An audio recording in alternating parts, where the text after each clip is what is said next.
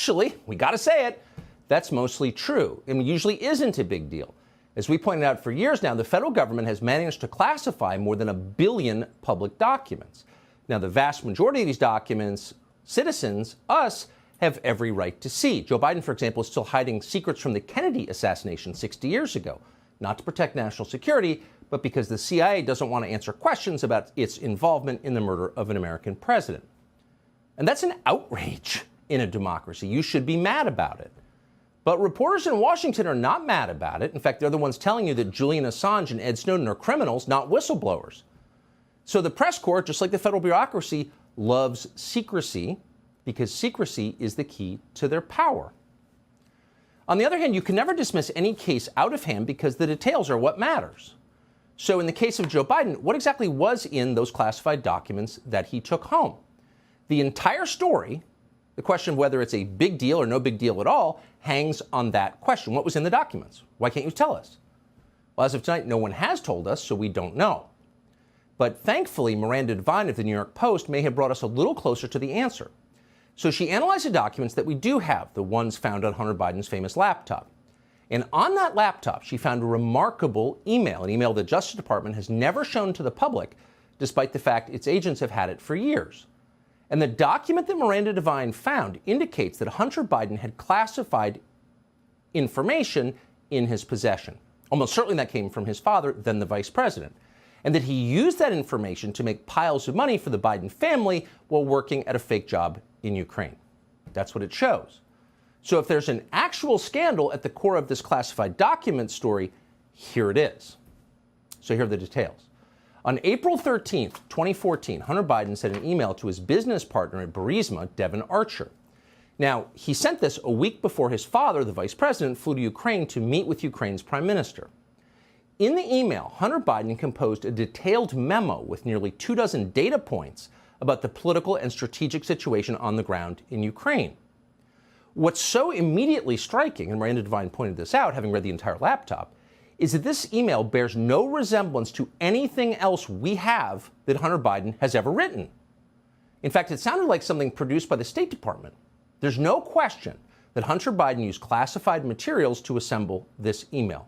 Listen carefully. Quote, "The strategic value is to create a land bridge for RU to Crimea," he writes at one point. Notice he uses the diplomatic abbreviation for Russia, RU, because he's in the know. Quote, "That won't directly affect Burisma Holdings, but it will limit future UK exploration and utilization of offshore opportunities in particular.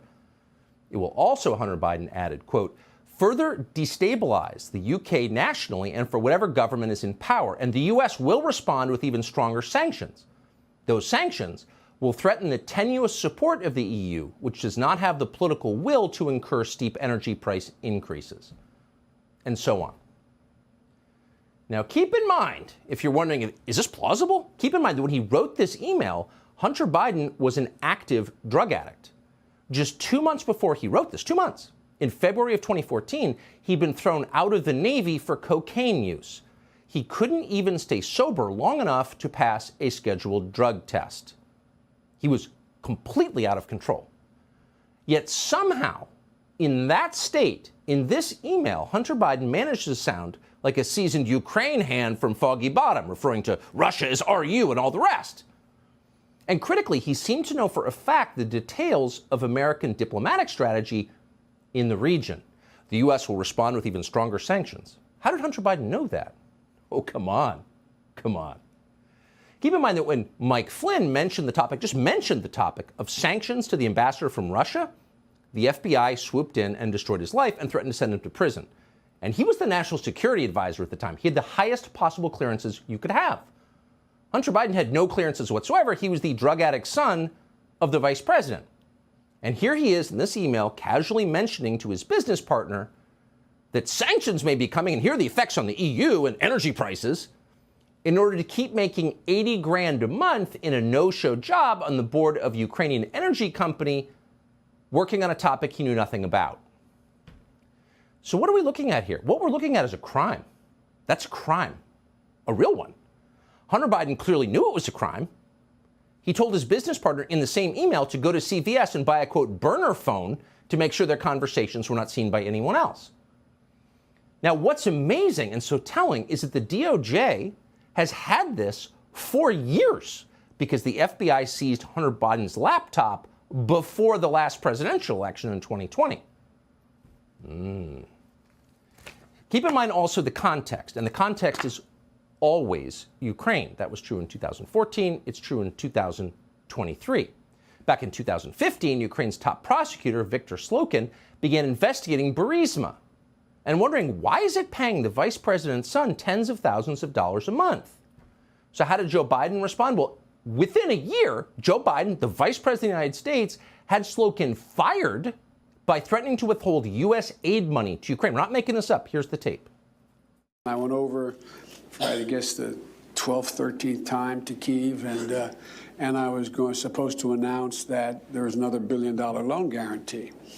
And I had gotten a commitment from Poroshenko and from Yatsenyuk that they would take action against the state prosecutor, and they didn't.